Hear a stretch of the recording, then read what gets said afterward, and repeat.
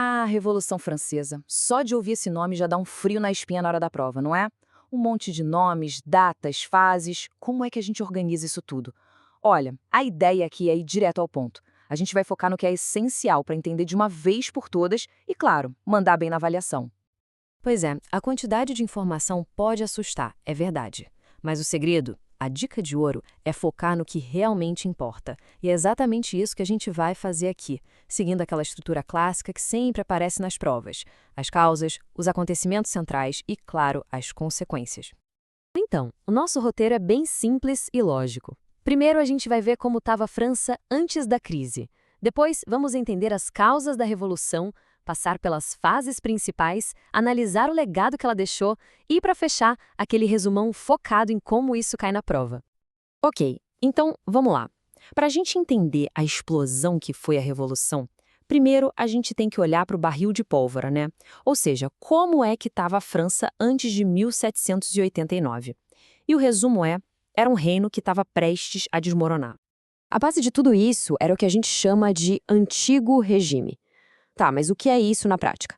Pensa assim, um rei com um poder total, absoluto, e uma sociedade dividida em tipo umas caixinhas, umas castas.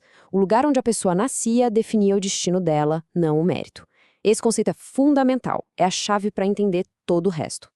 E olha só, os números não mentem e mostram o tamanho do problema. Pensa só 3% da população, que era o clero e a nobreza, tinham todos os privilégios. E o melhor de tudo para eles, não pagavam impostos. Enquanto isso, os outros 97%, o chamado terceiro estado, que é de burgueses a camponeses, essa galera toda carregava o país nas costas. Era uma conta que não fechava, uma receita completa para o desastre. Beleza, o cenário estava montado, mas o que foi que acendeu o pavio? Não foi uma coisa só. Foram vários fatores que juntos criaram o que a gente chama de tempestade perfeita. E entender essas causas é crucial. Essa é uma das partes que mais caem em qualquer prova sobre o assunto. Basicamente, a gente pode resumir em 4 grandes motores. Primeiro, crise econômica. O governo gastou demais com guerras, as colheitas foram ruins, resultado, fome. Segundo, a desigualdade social que a gente acabou de ver era absurda.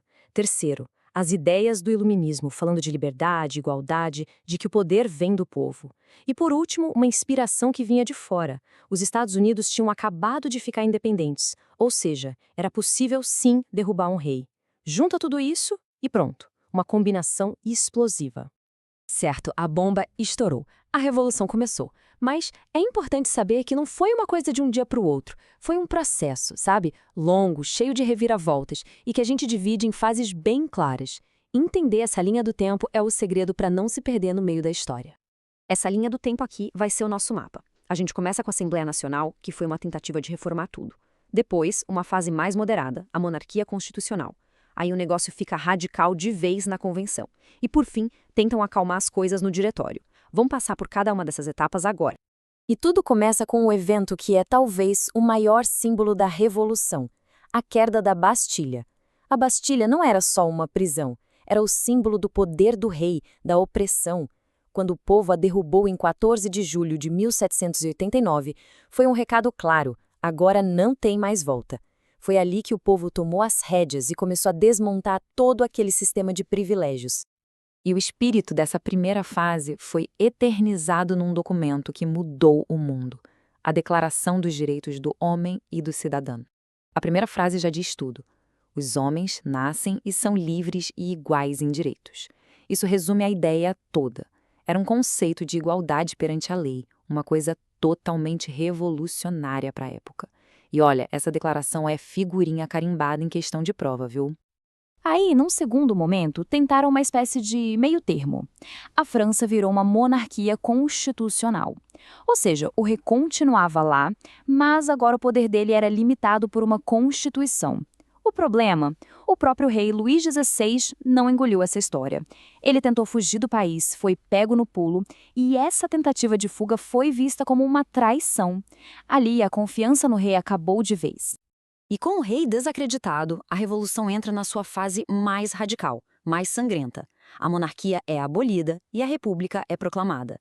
O rei Luís XVI é julgado por traição e guilhotinado, uma imagem que chocou a Europa. O poder foi parar nas mãos dos jacobinos, com Robespierre na liderança, e aí começa o famoso período do terror. Basicamente, qualquer pessoa suspeita de ser contra a revolução podia ser executada. Foi uma época de paranoia e violência extrema. Bom, depois de tanto radicalismo, o pessoal já estava cansado da violência do terror. Aí a burguesia mais moderada dá um golpe, toma o poder e começa a fase do diretório. Só que a paz não veio. A França continuava um caos, com crise econômica, ameaças de todos os lados, e no meio dessa bagunça toda, o povo queria ordem. E foi nesse cenário que surgiu o nome de um jovem general muito ambicioso, Napoleão Bonaparte. A chegada do Napoleão ao poder, em 1799, é o que marca o fim do processo revolucionário. Mas e aí? Por que a gente estuda tanto esse evento até hoje? Bom, é porque as consequências dele moldaram o mundo como a gente conhece. Vamos dar uma olhada nisso? O ponto principal é este. A Revolução Francesa enterrou o absolutismo na França e colocou a ideia de república no mapa.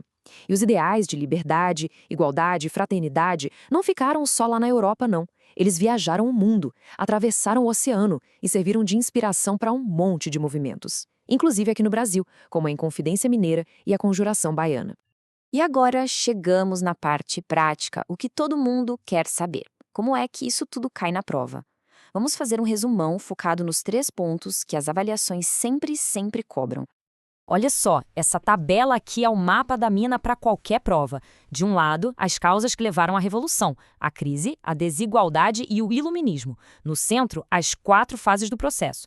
E, por fim, as grandes consequências, o fim do absolutismo na França e a exportação dos ideais de liberdade para o mundo todo. Dominar essa estrutura é dominar o tema. E para fechar, vamos deixar uma pergunta no ar.